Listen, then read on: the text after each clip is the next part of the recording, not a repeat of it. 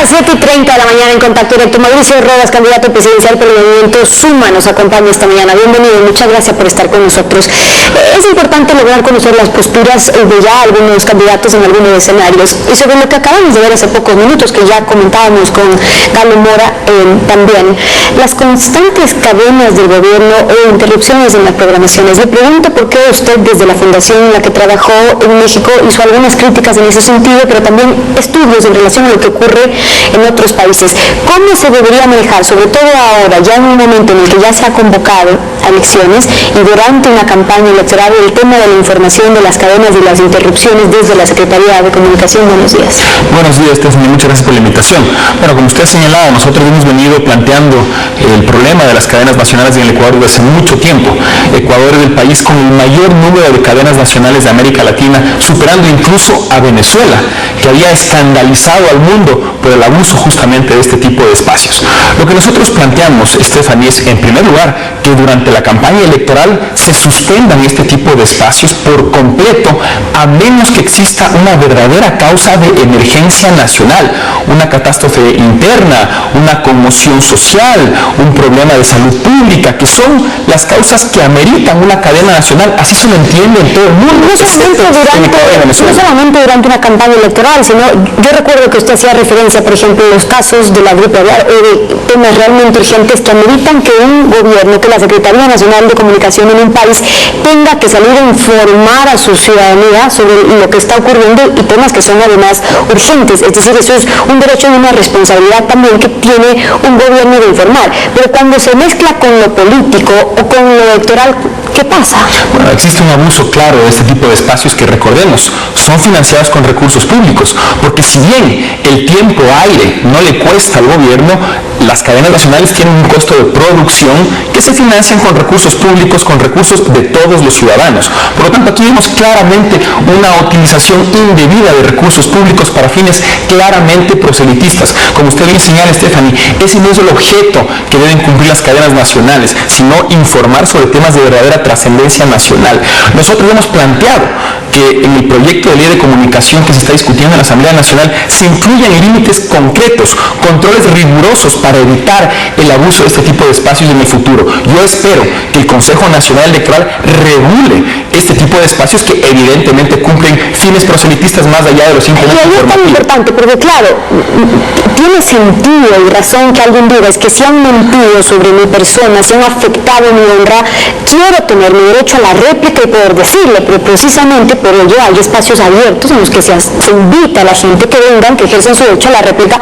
Claro que en este caso muchos ministros están prohibidos, los ministros de hecho están prohibidos de venir a este medio de comunicación, pero existen mecanismos que la propia Constitución garantiza para dar una réplica, es decir, hay los mecanismos para poder ejercerlo sin necesidad de abusar con una cadena y que se ejerza el derecho a la réplica y a la información, que eso sí lo tenemos todos los ciudadanos. Por supuesto, y para eso existen los medios de comunicación, Stephanie.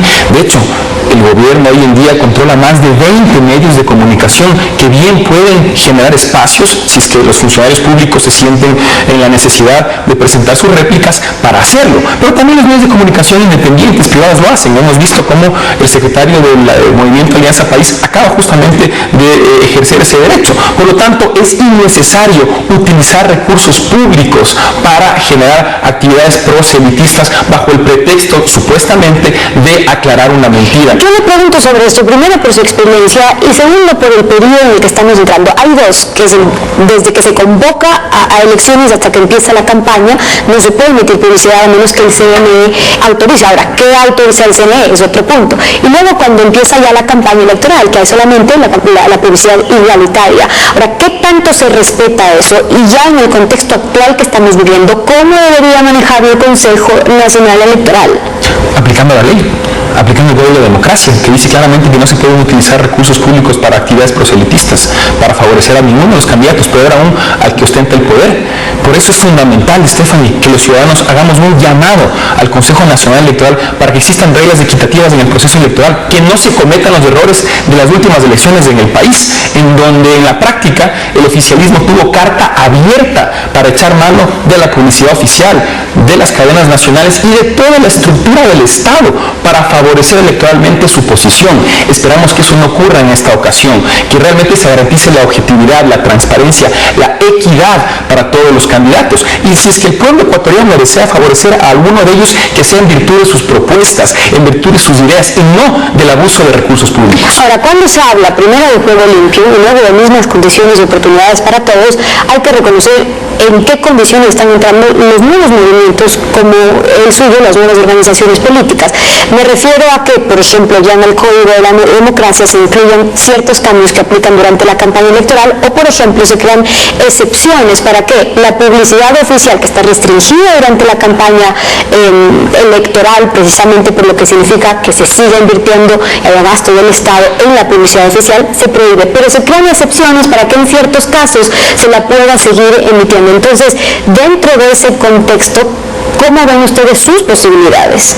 Bueno, evidentemente estamos entrando a una cancha inclinada, Stephanie. Es evidente que existen reglas inequitativas con las cuales tendremos que luchar. Sin embargo, yo le digo algo, nosotros estamos convencidos, y lo hemos demostrado ya, que a un grupo de gente que representa a una nueva generación, no de edad, sino de ideas, como la que conforma el movimiento Suma, no nos pueden vencer fácilmente. Usted ha sido testigo, Stephanie, cómo durante los últimos meses hemos tenido que librar una batalla durísima para lograr nuestra calificación como movimiento político.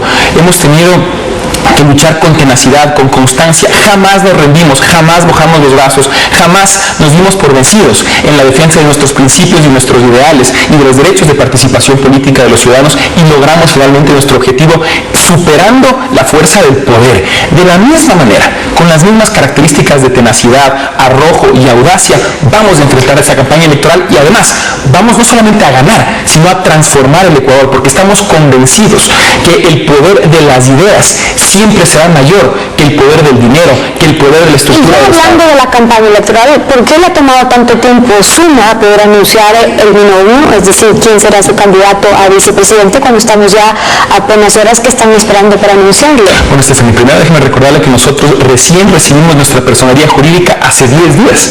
Hemos tenido que realizar el proceso de conformación de listas y de las demás candidaturas en un periodo muy breve, mucho menor que el que tuvieron las demás organizaciones políticas. Sin embargo, esto ha sido posible lograr, como lo estamos logrando, producto del profundo entusiasmo, del gran interés de todas las personas a quienes hemos invitado a formar parte de este proyecto político. Gracias a eso es que lograremos completar nuestras listas a tiempo. El binomio presidencial, Stephanie, será anunciado en las próximas horas. Será una persona que provenga de la costa y que reúna características de ser, primero, alguien que tenga una hoja de vida intachable, una trayectoria de servicio al país muy destacada y fundamentalmente que comparta con nosotros la necesidad de impulsar una nueva visión en el Ecuador, una visión de futuro, una visión de modernidad, que es lo que representa el movimiento Suma, porque nosotros somos el único movimiento realmente nuevo, realmente fresco en las próximas elecciones, el único movimiento diferente a la partidocracia del pasado y a la partidocracia del presente. Pero hay algunos movimientos que quieren participar en las próximas y que de hecho van a participar en las próximas elecciones.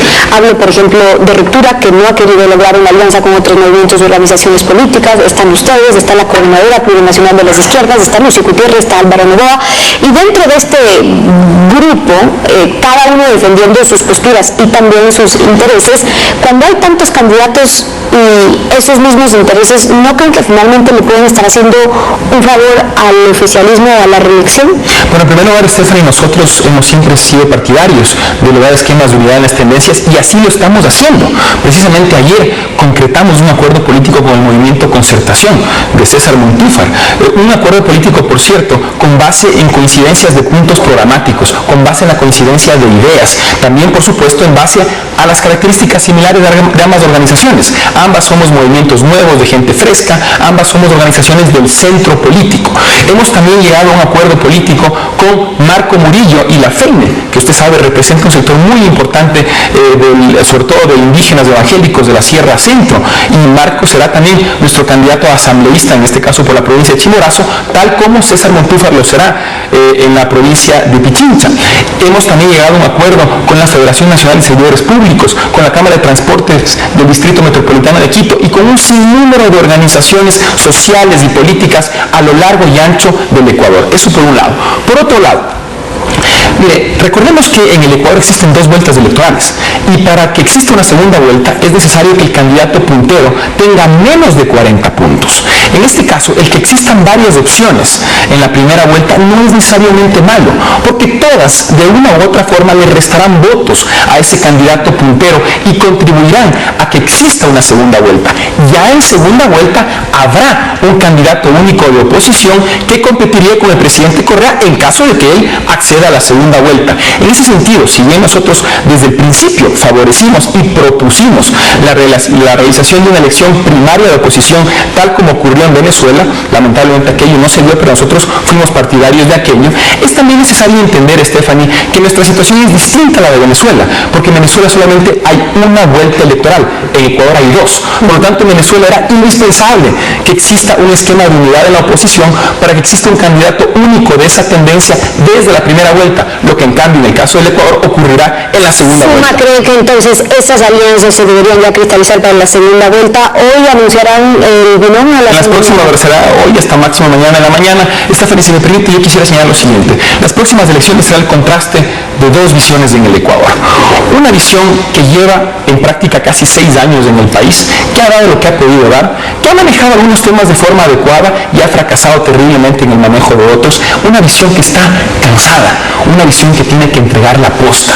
El Estado candidato o el candidato Estado nos habla de futuro, pero ese futuro del que nos habla no es otra cosa que la vuelta del pasado, es la partidocracia reivindicada, es la partidocracia enmascarada.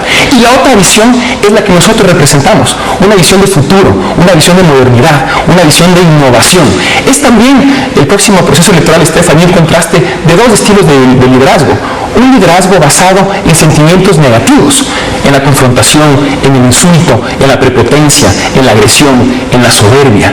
Sentimientos negativos que pueden ser poderosos y pueden ser políticamente rentables, pero nosotros no pensamos que esa es la manera correcta de hacer las cosas. Por el contrario, lo que nosotros estamos haciendo es activar los sentimientos positivos de las personas, los sueños, la esperanza, la unidad, el respeto, y estamos convencidos que los sentimientos positivos siempre serán más poderosos que los negativos y por eso vamos a ganar en las próximas. Algunos de los planteamientos de Mauricio Rodas, candidato ya a la presidencia, acompañando a esta nueva acción Contacto Directo. Muchas gracias. Muchas gracias a nosotros. 7:42 en breve.